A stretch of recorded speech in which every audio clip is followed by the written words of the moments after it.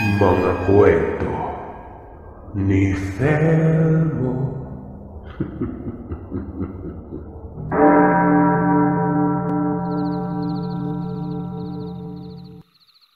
Tawagin niyo na lang ako sa palayaw na Ines. Inosensya ang aking tunay na pangalan. Nagmula ako sa Abulog, Cagayan. Nais kong ibahagi sa inyo ang karanasan ng aking pamilya noong nakaengkwentro kami ng isang nilalang na kung tawagin nga ay aswang. Taong 1994, nag-aaral pa lamang ako nang maganap ang pangyayaring gumimbal sa aming pamilya. Isang araw, naisipan ng aking ama na magtungo sa bayan para mamili ng mga sangkap na gagamitin sa pagluto ng hapunan. Binilinan niya akong huwag basta-basta magpapapasok ng sino man, lalo na't wala siya. Kampante naman ako noon, dahil bukod sa mga patalim o mga itak na nakatago doon sa bahay, ay kung ang susugod man sa amin ay mga nilalang sa dilim, may mga pangontra naman kami. Kagaya ng buntot pagi, benditadong tubig na mula sa simbahan. Sikat kasi sa lugar namin noon na may mga paraduno o mano na tumitiktik sa mga kabayan ng mga taong may sakit o malapit ng mamatay. Nagkaroon ng tuberculosis ang aking ina at madalas na siyang inaatake ng matinding ubo. Kaya nababahala kami sa kanyang kaligtasan. Ipinagsa Diyos na lamang namin ang lahat nun. Pinakalma ang sarili sa positibong kaisipan. Nababalik din kaagad ang aking ama bago pa sumapit ang gabi. Sa madaling salita ay naiwan kami ng nanay ko sa loob ng bahay. Kaya naman ifinokus ko na lamang ang isip ko sa pag-aasikaso ko sa kanya. Noong mga panahon na yun ay may kalayuan ang bahay namin patungo sa bayan. At kung minsan ay wala pang sasakyan na dumadaan, kung kaya't nagagawang maglakad ng ilang kilometro ng mga tao para lang makarating sa bayan. Lumipas pang ilang sandali. Nagtakip silim na. Hindi pa rin bumabalik ang aking ama. Mabuti na lamang at may natirang pagkain noong katanghalian, at yun ang pinagtiyagaan naming kainin nanay. Nakahiga na ako noon sa kama habang hinihintay ko pa rin ang pagdating ni tatay. Hindi ako komportable na wala ang presensya niya ng ganong oras sa bahay. Lalo pat lumalalim na ang gabi at talagang nag-aalala ako sa posibleng nangyari sa kanya. Pabaling-baling ako sa mahigaan. Hindi ako mapakali. Maya't maya akong nakapanood sa aking nanay na nahihirapan sa pag-ubo. Sinisiyasat ko rin ang kanyang likuran kung nababasa na siya ng pawis doon. Nahahabag man ako sa kalagayan niya ay wala naman akong ibang magawa kung paano maibsan ang paghihirap niya. Kung pwede lang sana na sa akin na mapunta ang kanyang sakit pero alam kong imposibleng mangyari ang bagay na yon. Makaraan pang ilang sandali ay biglang may narinig ako ng mga munting kaluskos.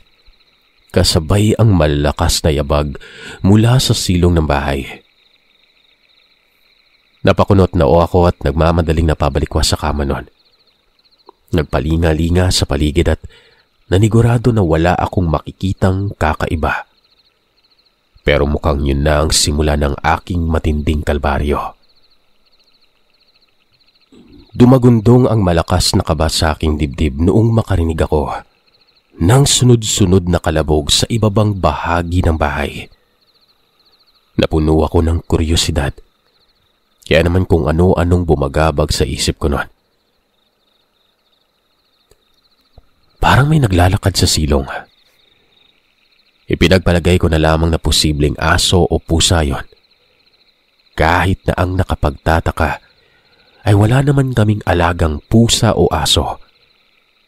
Lalong-lalo na ang aming mga kalapitbahay na ilang metro din ang layo mula sa amin noon. Isa pa, wala rin namang ligaw na hayop na nagagawi sa paligid ng bahay namin kaya hindi ko malaman kung anong uri ng nilalang ang patuloy na lumilikha ng ingay na mga oras na yon. Nang walang ano-ano, Sir Seth, kitang-kita ng dalawang mga mata ko. Nung una, akala ko ay kung ano lamang na parang uod o ahas na gumagapang mula sa butas ng silong. Nagulat ako nang pagkalusot nito doon sa butas na yon.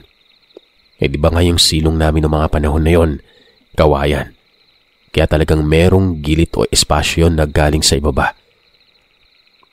Para itong uod na mahaba na unti-unting umangat at dahan-dahang umakyat sa higaan ng aking ina. Nagulat ako nun. Ang una kong ginawa ay yumuko ako at sumilip ako sa may silong, kung saan nagmumula ang kung anong mahaba na yon. At sa maniwala man kayo o sa hindi, nakita ko ang isang lalaking nakatuwad, nanlilisik at namumula ang mga mata. Sigurado akong walang suot na damit yon, dahil nangingintab ang buo niyang katawan. Doon na umalingasaw ang mabahong amoy. At sa pamamagitan ng munti naming ilawan, kitang-kita ko na yung mahabang kung anong gumagapang na yon ay galing sa mismong bibig o bunganga ng lalaki. Sa madaling salita, dila niya yon. Tuwad na tuwad ito sa silong. Talagang nakatitig ito sa aking ina na hindi niya ako napansin nun. Bigla akong napasigaw. Inilabas ko lahat ng takot ko nun. Agad-agad kong kinuha sa may tagiliran ng mahabang lamesa ang itinabing buntot pagi ng aking ama. Walang pagdadalawang isip ko na nilatigo sa mahabang dila na malapit nang umabot sa aking ina nun. Paulit-ulit kong hinampas ang dila kahit nagbubutil-butil na ang mga pawis ko sa noo. Naluluha na ako dulot ng matinding samot-saring emosyon. Hindi pa ako nakontento. Kinuha ko sa mabilisang pagkilos ang benditadong tubig nun. Mabilis ko siyang isinaboy sa dila ng aswang na kung tawagin ay Paraduno. Lumikha yun ng manakanakang tunog na parang nasusunog o parang nabumubula o kumukulo. Naalarma ang nilalang sa gawing silong. Umangil ito at nagwala. Ganun na lang ang ikinamilog ng aking mga mata. Nung mapansin ko na kahit napalaki ng latay niya ay nakakuha pa siya ng lakas na mahila pababa ang dilang yon, patungo sa silong ng bahay. Nung tuluyan ng mahila ang dila pababa sa silong, ay buong lakas ko na tinulungang makabangon ang aking ina kahit na patuloy siyang inaatake ng ubo. Hinablot kong muli ang buntot pagi. Gayon din ang binditadong tubig at naisipan naming magtago sa isang sulok nun. Pumunta kami sa altar. Nagdasal ng taimtim. Nakiramdam kami sa paligid kung naroroon pa rin ang presensya ng nilalang. Pero naisip ko na tila ba palipat-lipat ito ng direksyon. May kakaluskos dito, may kakaluskos doon. Iisa lamang ang tunog pero kapag tinitingnan mo ay bigla na lang mawawala.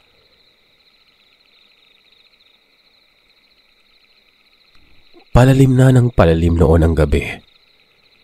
Sa tansya ko ay pasado 10:00 na noon. Naroroon pa rin ang nilalang na paikot-ikot. Hindi namin magawang lumabas o magtawag ng kapitbahay dahil tila hindi naman kami naririnig. Saglit akong tumayo at maingat na sumilip sa may gawing dingding kung saan naririnig ko mga kaluskusan. Kitang-kita ko siya doon. Halos butot balat ito. pero tila maliksi pa rin yung katawan niya. Dahan-dahan siyang umakyat sa may bintana nun. Pagkatapos ay bumaba ulit sa may silong. Siguro hindi niya alam kung paano buksan ang bintana. Maya-maya pa, bumalik ulit ito sa may dingding sa labas ng bahay. Tinalo pa niya ang butiki. Napakabilis niyang kumilos kahit wala siyang mga pakpak. Kahit sobrang payat niya ay nagtataglay naman siya ng pabihirang lakas sa pagkakatawan. Nararamdaman ko pa rin ang pagkaluskos. Patuloy pa rin na gumagapang sa kung saan-saan ang nilalang na yon. Hindi siya natinag sa kanyang pagmamatiyag. Nagtiyaga siyang nagpaikot-ikot sa paligid ng bahay kaya hindi namin magawang lumabas nun. Hindi ko kasi alam kung ano ang pwede niyang gawin sa oras na makapasok o makalapit sa amin. Minabuti na lamang naming manatili sa aming pinagkukublian at hintayin na makaalis ang nilalang na yon. Akala ko ay walang katapusan at aabutin pa kami ng umaga sa ganoong katagal na pagtatago. Pero hindi pa rin kami pinapabayaan ng Panginoon. Makalipas ang ilang minuto ay may kumatok sa may pintuan. Nabusesan ko na ang aking ama tumatawag sa labas ng bahay nun. Doon na ako nagkaroon ng pag-asa. Inalalayan ko ang aking ina patungo sa may sala. Pinagbuksan ko ng pintuan ng aking ama nun. Nakita namin siya mag-ina na nakatayo sa labas ng bahay. Bitbit ang isang basket ng mga gulay at prutas. Nawala ang masigla niyang mga ngiti at nagulat siya gawa ng balisang-balisa kami nun.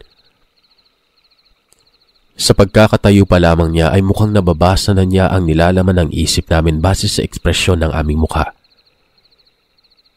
Lumingalinga siya sa may paligid nun at tinanong niya kami kung anong nangyari. Sa malinaw at mahinahong paraan ay ipinaliwanag namin kung ano ang nangyayari nun. At kitang-kita kong naging alerto ang aking ama nun. Doon ay hinanap niya ang kanyang ginunting. Pati na rin ang ibinigay niya sa aking buntot ng pagi. Saka namin tinahak ang bandang silid tulugan. Naghintay pa kami ng ilang minuto nun. Tapos ay pinakiramdaman ng aking ama na walang kagalaw-galaw ang kinatatayuan ko at inuupuan ng nanay ko. Nang walang ano-ano, meron na namang umangat na parang mahabang uod sa may silong namin na yon. Dito, unti-unti itong umakyat. At nang makapa ng parang uod na ito ang paa ng aking ina. At kumapit dito. Dali-daling hinawakan ni tatay ang kung anong mahaba na yon. Tila ba nagulat ang patay gutom na nilalang dahil nakafocus lamang ito sa amoy ng aking may sakit na ina. Sinubukan ng dila na yon na magpumiglas. Ilang beses, malakas ang puwersa nun. Kitang-kita ko na may muwersa din ang aking ama na parang nakikipagbuno dito. Halos ipalibag niya na ang aking ama sa sahig nun. Nahirapan si tatay sa paraduno pero nakahanap siya ng tiyempo para mahawakan ng mahigpit ang naturang dila nun. Pinakuha niya sa akin ang ginunting na nakalagay sa loob ng aparador. Gayon din ang bitbit kong buntot pagi. Pagkatapos ay pinakuha niya ang mahabang panali nun. Pinagtulungan naming itali ang dila at kasunod nun ay sinikap niyang paghahampasin ng buntot pagi ang dila kaya natuluyan ito na akala mo ay tosinong nasusunog. Makalipas ang ilang sandali ay pinagupit niya ang dila na yon. Hindi ito ganun kakapal kung makikita mo pero hirap na hirap kaming putulin yon. Pero paunti-unti ay sumusulak ang dugo at naririnig namin na umuungol ng malakas ang lalaki sa ilalim ng aming silong. Pinilit niyang makaalis sa bigkis ng panali at sa isang kisap mata, natanggal ang panali na yon at nakalusot pababa ang dila ng nilalang. Binuksan ng aking ama ang bintana at binalak niya na doon makipagsagupa. Tatalon sana siya o di kaya kakaharapin niya yung nilalang na yon. Umakyat siya sa bukas na bintana at hinawakan niya ng mahigpit ang ginunting pero kitang-kita niyang kumaripas ng takbo ang nilalang sa kadiliman, habang hawak-hawak ang kanyang nag-uusok at nagdurugong dila. Naimasmasan lamang kami ng tuluyang makalayo ang nilalang na yon. Matagal bago nakatulog ang nanay ko, dahilan sa kanyang sunod-sunod na pag-ubo. Hindi rin kami nakatulog ng maayos ng aking ama sa matagal na pagbabantay sa kanya. Pero napapansin namin na yung mga kalapit-bahay namin, unti-unti nang nagbubukas ng ilaw, nagmamatsyag. Kinabukasan, nagtungo kami sa pagamutang bayan. Magkakasama kami ng aking pamilya at doon mismo ay niresetahan siya ng doktor na mga gamot ng maiinom. Pinayuhan siya nito ng tamang pag-inom, gayon din ng ilan pang mga reseta. Lumipas pa mga araw. Walang araw na hindi ako nananalangin sa Diyos sa paggaling ng aking nanay noon. Nakikiramdam pa rin kami sa silong pero wala na kaming nakikita o nararamdaman man lamang. Ilang araw pa ang lumipas ay unti-unting bumubuti na kahit papano ang kalagayan ni nanay. Hindi na siya inaatake ng matindi at dikit-dikit na pag-ubo sa tuwing sumasapit ang gabi. Inakala namin na sa mga lumipas na mga araw ay matatahimik na mga kalooban namin pero nagulat na lamang kami nang isang gabi noon. Makarinig na naman kami ng kaluskos. Gayon din ang malalakas na yabag ng mga paa. Tila ba dumaan lamang ito? Maya-maya isinilip ito ng aking ama. Napansin niya na parang may kung anong gumagapang papunta sa pinakamalapit naming kapitbahay. Madagdag ko lamang, Sir Seth, at gaya ng sinabi ko kanina, medyo malayo-layo ang mga kapitbahay namin doon pero tanaw mo pa rin ang bahay nila. Nakita ni tatay na gumapang yon doon sa bahay na yon at binalak ng aking ama na tulungan ang kung sino mang naroroon. Likas naman kasi kay tatay ang pagiging mabait at mapagbigay sa mga kaibigan. Lalo na nang makita niyang gumapang ito sa pader at dahan-dahang umakyat sa may bubungan. Lumabas ng bahay si tatay, samantalang nanatili kami ni nanay sa loob ng silid. Binuksan ko ang bintana at pinanood ko ang mga mangyayari sa labas ng bahay. Kitang-kita ko kung paano inaatake at pinaghahampas ng aking ama ang nilalang noong bumaba ito sa may itaas ng bubungan at sinubukang sumiksik sa ilalim ng silong ng aming kapitbahay. Dito na nagkaroon ng sapat na ingay na siyang naging dahilan ng paglabas ng aming dalawang kapitbahay na lalaki. May hawak silang mga itak at iba pang matutulis na bagay. Pinagtulong-tulungan nilang hatawin ang naturang nilalang. Nanginig ako sa takot na masaksihan ko kung paano nila yun tinamaan ng itak, Sir Seth. Yung dila nito, hindi na nakabalik sa bibig niya. Nakalaylay pa rin yon habang hinahampas ng kung ano-ano. Tuluyang bumagsak ang nilalang at hindi gumalaw. Mag-uumaga na noon. Hindi namin magawang makatulog. Hindi na kami dinalaw ng antok dahil sunod-sunod na pangyari. Ang buong akala nila tatay ay patay na ang nilalang na yon. Pero maya-maya pa, nagulat na lamang sila nang bigla itong gumalaw at parang isang bayawak na mabilis na gumapang palayo. Hindi na nila nahabol pa yon, pero naiwan ang kanyang durog at putol na dila.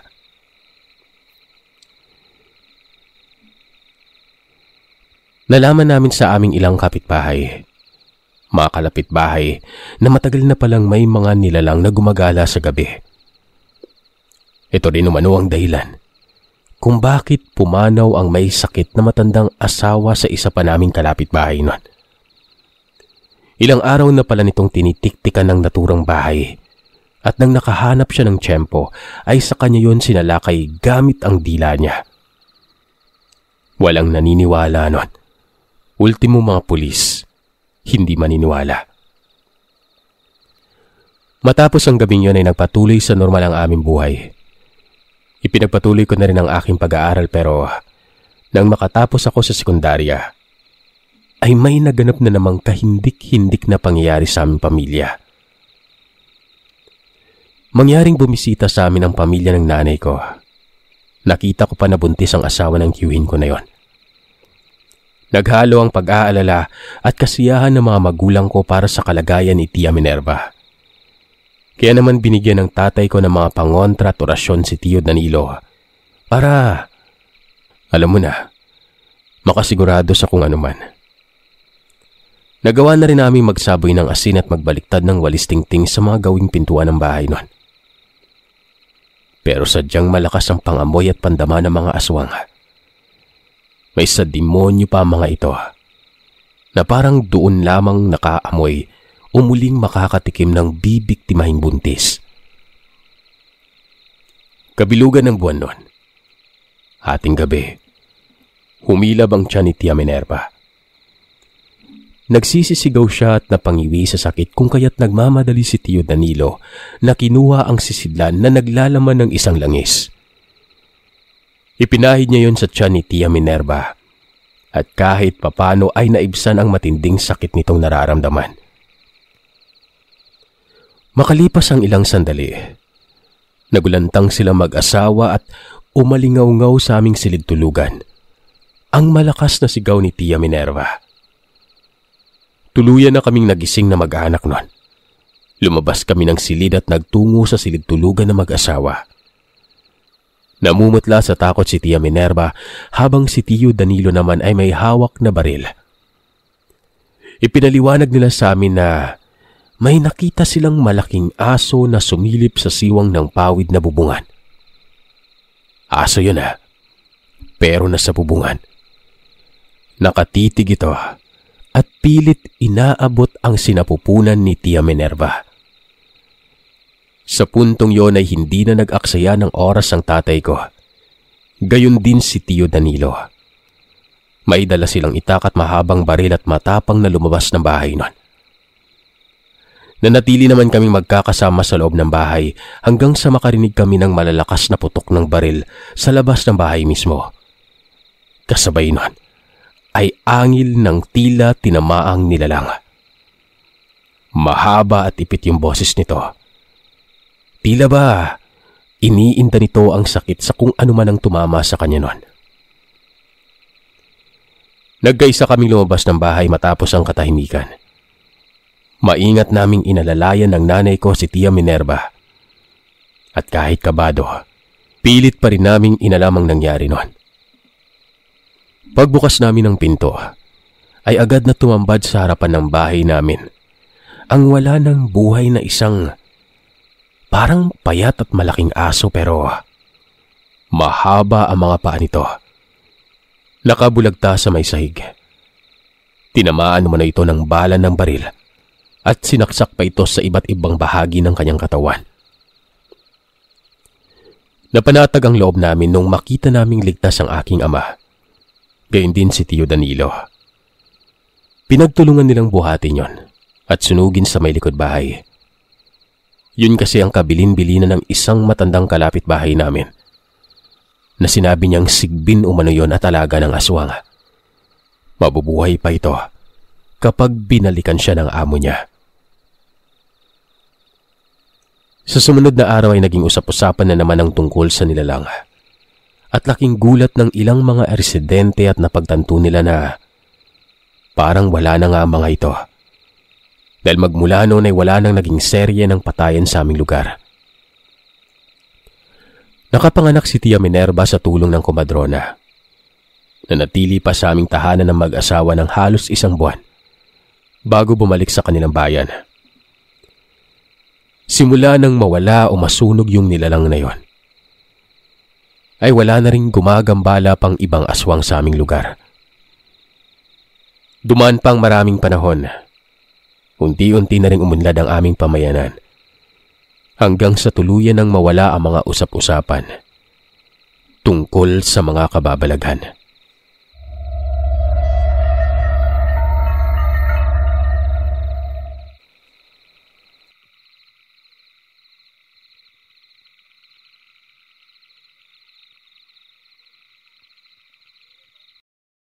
Maraming salamat mga kagilaw sa pakikinig. Madako naman tayo sa shoutout request. So mga gusto magpa-shoutout, i-message nyo ako sa Facebook page, Instagram at email na nakalagay sa description ng bawat story natin. So shoutout ngayon, bali next week na ako magpapa-shoutout, okay? Shoutout sa mga bago at nag-renew ng kanilang membership. Salamat po sa bago, Honey Spy, Charmaine Kimada, Jalu Pag-ong, and Eleanor Gabiano. Happy 5 months, Windy Chantal Alvero. Happy 6th, The Kench. Happy 7th, Luis Putian.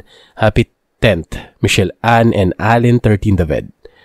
Happy 11th, Flores Jajazil Labdo. Happy 13th, Reyna T. Payungayong. Happy 14th, Naya Smith and Manila Puten. Happy 16th, Merly Alonso. Happy 18th, Leia Andesa and Mards B. Happy 19th, Queen 93, Rain, YouTube, Roblox, and LC Diacosta. Happy 20th, Elion, Elise Lizer Matalobos. Happy 22nd, Sun Love, Milo, Ang Sundu Horror Stories. Happy 23rd, Sturdy Builders and Christian De La Cruz and Christine Olson. Happy 24th, John Lu Official. Happy 30th, Thelmo Loves. Happy 31st, Dayan Dominguez, Reigns Archive, PH, Maria Teresa Pineda, and Maricara Pastrana. Happy 36th, Pidotsky TV. Happy 40th, Sir Jane Katz Dormal, and happy 42nd, Joan Ueda. Sa mga nag-message naman, good day sir sa inyo sa mga taga-pakinig mo sa 3 account mo. Magpapabati lang po sana ako, asawa ko na si Rosemary at mag-aanak ko na si Nakian, Gabi, at especially si Rui na magbe-birthday ng December 4. Happy birthday, belated. Happy birthday sa iyo anak, love you always, at more subscriber to come sa inyo sir, at more power po from Bertolo Arellano Abuel. Thank you. Sir, shoutout nyo, patulong promotion ng YouTube channel ko sa Karimlan ng Lagim. So, Karimlan ng Lagim, itago nyo na lamang po ako sa pangalan na Sir Jax with an S. With S pala.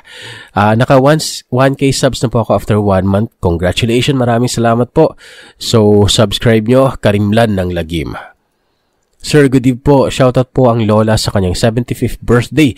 Happy birthday, Lola. Good health and I love you daw. From Walem, Esmaya Estelioso. Sir, habang nakikinig po ako habang nagbabalot ng mga tuyo at daing, at babati ako sa isa kong kasamahan na si Arwin Atupan, na birthday niya ngayon at nawaan ko na sa pakikinig sa mga kwento mong kababalikan. Maraming salamat po. From Raymart Danday Date. Pa-shoutout kami Monzon from Malagasang, First Cavite, more power and mabuhay. Uy, Emma Severino Monzon, hello sa inyo. Sir, pakibati naman po ng happy birthday ang mama ko na si Ruth C. Zaragoza. More birthdays to come. Salamat sa pag-atipan sa amon nga mag-ulutod. We love you.